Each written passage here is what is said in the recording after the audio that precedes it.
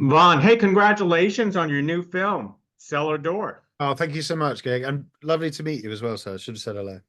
Yeah, it's a pleasure to meet you too. And this is a such a thrilling film itself. But tell us what initially drew you that you wanted to direct this movie. I have to say, I think in your question, you said it's thrilling, it is. I love the thrills and spills. I'm a sucker for a twisty turny labyrinthine thriller, but I at the same time I love it when there's like a through line where there's a hook that once it's in your mind you can't get it out, and that idea of that thrilling idea of the Faustian bargain of this question it poses the audience, like I found that irresistible. Like I'm a sucker. I really enjoy like scripts that have that sort of folkloric element. They read like a dark fairy tale almost, and this one did it in such a beautiful way, while at the same time having this very contemporary edge.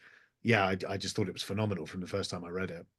Now, this is not your first rodeo in the thriller genre itself. How do you approach a film like Cellar Door, and how do you make it different from the thrillers that you've done in the past?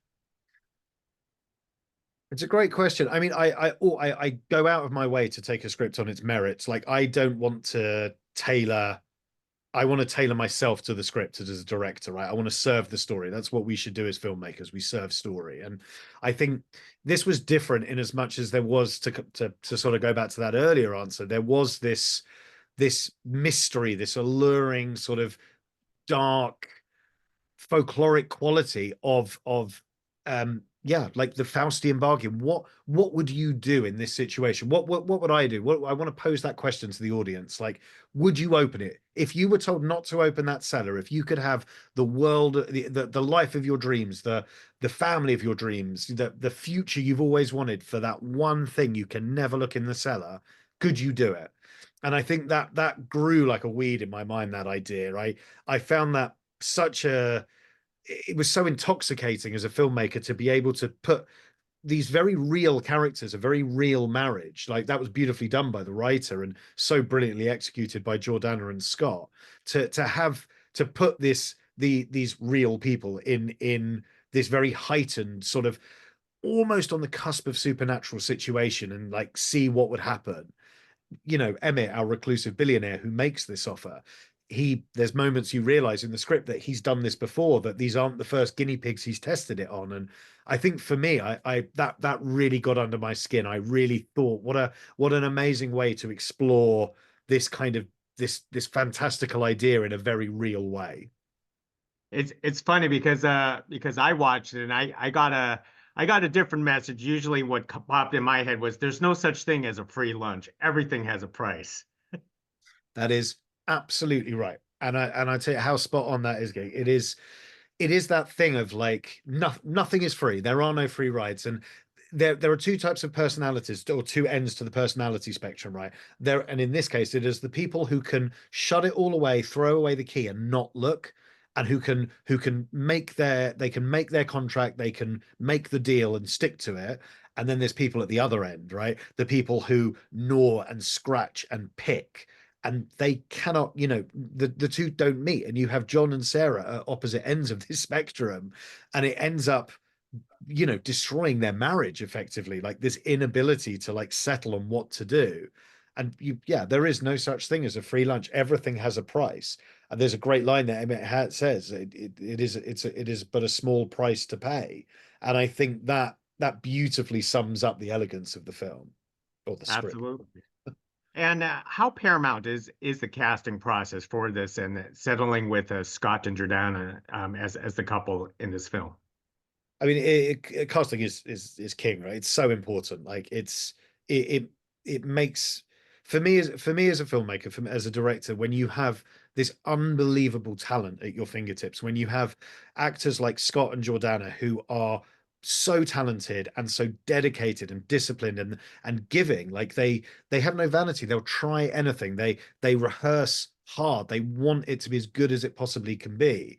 When you have that as a director, when you come to the edit and you've got all of these variations and these different looks, these different nuances and moments and subtleties, it's like that's what makes the movie. Like I'm so blessed. I have this incredible like group of department heads around me.